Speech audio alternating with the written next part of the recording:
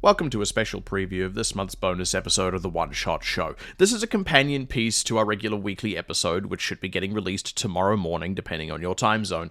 And this episode is all about puzzle design. Now, you don't have to listen to the full bonus episode in order for the main weekly episode to make sense. It can work standalone, but if you want to go deeper on the topic, as always, take a listen to the bonus episode. Enjoy this preview. Hello and welcome back to your monthly bonus episode of the One Shot Show, where GMs go to level up. You're taking extra levels. This is like the extra credit. You're really trying to crank up the points, the experience. This month we are talking about puzzle design.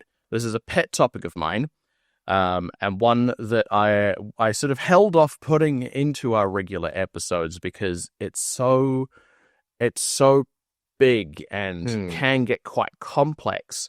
So, you, dear subscriber, have the benefit of actually getting my wisdom when the unwashed masses don't. On the planning drive, I think it's always said puzzle design, and then in the column for notes, it just says, this is going to be a big one. Yeah, this will be big, yeah. And look, there's a reason that it's quite big. It's because I think we need to start from a very foundational place when it comes to puzzles in tabletop RPGs, and that is that they are a staple of the medium and yet are totally incongruous with everything else in the medium. They have nothing to do with, your sort of character mechanics, the abilities you actually have, whether for combat or otherwise. They have nothing to do with the sort of over-the-table narrative or storytelling or even the moment-to-moment role play. It has so little connection to everything else, and yet it's sort of it's a given that it's going to be a part of your games in some ways. And I think a lot of systems don't really teach you anything about how to actually create good puzzles. Often when we have puzzles in our games, it's because we've found them somewhere online or they're included in a module or source book that we've purchased. Because designing puzzles is a whole complex art entirely in and of itself. And to illustrate this point, I'll go to the medium of video games, wherein puzzle games are their whole own genre, and some people are good at designing those games, others are not. So they stick to, platformers or shooters or 4X strategy, whatever other like puzzles are so complex in their own right that they demand an entire genre in most other mediums. Yeah, and when they are plugged into other like genres of video game, they can be pretty tedious, which is the danger, I suppose, of a puzzle in a tabletop setting. And that's actually why I think the best lessons we can draw from are in puzzle game design. Yeah. So if we're talking about how to, create a puzzle straight up from scratch, what are the very fundamental philosophical tenets that we need to keep in mind when creating our puzzles? Something that I actually want to start this off with is riddles, because I think we often think of riddles as a puzzle. I take umbrage with that distinction. I don't think riddles count as a puzzle because the way you approach the design of a riddle versus the design of a puzzle is, for one thing, totally different. And I also think riddles actually make for really bad puzzles. The classic, like you're in a 5-room dungeon, you will often go, oh yeah, one of the rooms is going to have a puzzle in it. And then that puzzle is like, some Jotun text on a door that is a riddle, and you have to say the passcode out loud for the door to open. And we go, yep, cool, puzzle done. Nope, that's a riddle. And they're very different. And like I said, I think not as strong an offering, despite, again, how much they're actually a staple of the medium, again, despite being totally different to everything else in the medium. Riddles in particular, I think, very much comes from Lord of the Rings and why there's in so many TTRPGs. But winding it back to puzzles and the fundamental tenets thereof, I want to get your thoughts first. Do you use puzzles much? Do you integrate puzzles into your games particularly? It depends. It depends on the type of game that I'm running, I suppose, largely. I think that I will consider a puzzle to be almost like a set piece in the same way as a special type of encounter would be, but they're certainly special. Like they're not it's not that my players are expecting a large puzzle like once a month. It would be like it would be its own event at the table. But that's also my players. Like I have 2 players who openly go like, "Man, it's a puzzle. These always get me." And then I have a couple of other players who love the puzzle element. Yeah, and I have a couple of players who are like really, really into them and also really good at them. Which is very satisfying for me because, I put a lot of effort into the puzzles I design, and these are people who are very experienced at solving puzzles. So when they see something new that really tickles them, that really challenges them, it's very exciting for them. So there's a layer of satisfaction to it. And also because I love puzzles, right? Like I really enjoy them.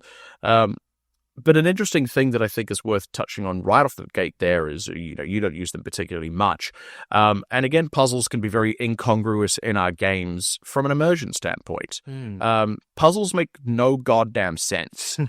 Why is there a puzzle in this crypt? Why do I have to move these blocks around? Puzzles require, I think, a much greater willing suspension of disbelief.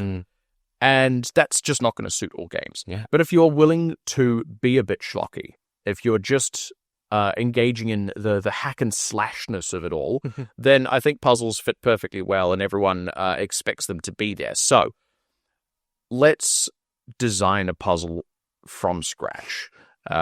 I think it's very easy to make bad puzzles, and I think everyone has encountered very bad puzzles. I'm going to use a particular example, again, looking at video games, The Witness. The Witness is a masterclass in not just puzzle design, but puzzle solving. Because when you're designing these puzzles, you also have to design them to be solvable. Now, I believe that there are 3 steps to this. In order for it to be solvable, it must be logical. In order for it to be logical, it must be intuitable. And if you miss any of those, your puzzle will definitely fail. So I look at The Witness as an example. The very first thing you're going to encounter in that game is a panel on a door, and you're going to do the instinctive thing. You're going to click on it to interact with it because that is the only tool you have in a video game is the mouse click button. And it will prompt you to select a sort of bulb at one end of a line, and then it will highlight the far end of the line. You will instinctively drag your mouse across the line, and it goes, "Hey, congratulations, puzzle solved, door opened." Every single puzzle in this game takes on this exact form. You are drawing a line from a start point to an end point, and there are rules within the panel that determine the shape of the vine and the path it is allowed to take through increasingly complex grids. The reason I use it as a masterclass of teaching you puzzles is it explicitly has banks of puzzles of incremental difficulty where each step is teaching you something important about the rules of this kind of puzzle. The fundamentals of like great video game level design in general. Exactly. And it's just applying them to puzzles. It's exactly the same thing.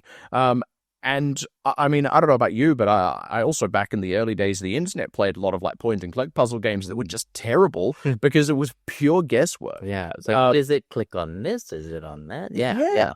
And even some more complex puzzle games, there would just suddenly be these huge leaps in logic, or there would be these rules that never really taught you that in the designer's mind made total sense because they designed the puzzle backwards from the rules, but they didn't think about the steps that the solver must take to get to the solution. So that little sentence there is the thing we have to hold in our minds at all times. The steps that the solver has to be able to take. And that requires, when you're designing them, I think, quite a lot of self-awareness in your own thought patterns and how you might think about things and what you might think is logical.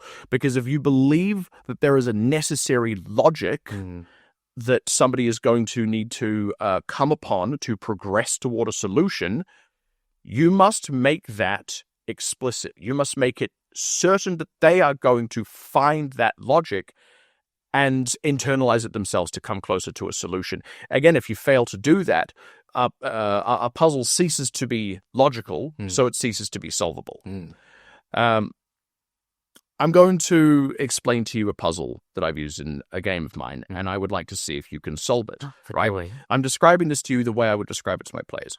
You come into the room, there are a series of chains hanging from the ceiling in a roughly circular pattern. In fact, looking at it more closely, each seems to be at the points of an octagon. 8 of the chains are at each of the points, with an additional chain set just about a foot further out from them, almost like a second ring. Mm-hmm. And there is an additional chain in the very middle. Now, I'm going to call for a perception check. You make your perception check. You're all okay, right? I am going to say, looking at the chains, you trace the line of them up to the ceiling, and you notice that there doesn't seem to be a particular anchor point where they connect to the ceiling. And now, you might want to go up and investigate a little bit further. Yeah, for example. Now, if you'd rolled particularly high on the investigation check, on the perception check, if you'd rolled, 15 plus, I'll straight up tell you, you don't see anchor points on the chains, and they appear to pass through an illusory ceiling. That was my curiosity was leading me. Yeah. So, but on that sort of more medium check, yes. you'll probably climb up or fly up or something and take a look, and that's when you'll find the illusory ceiling because you'll pass straight through. Either way, you're now going to go and check up to the top of the ceiling. You are going to see the word essence. This is the whole puzzle. Wow. We hope you enjoyed that preview of February's bonus episode of the One Shot Show. It is our longest one yet, clocking in at just over 33 minutes. It's also, as mentioned, a companion piece to our episode coming out tomorrow called Dungeons as Puzzles. If you want to listen to the full bonus episode before that drops, go ahead and back us on Patreon to get the full version. Thanks for listening, and we'll see you in the next one.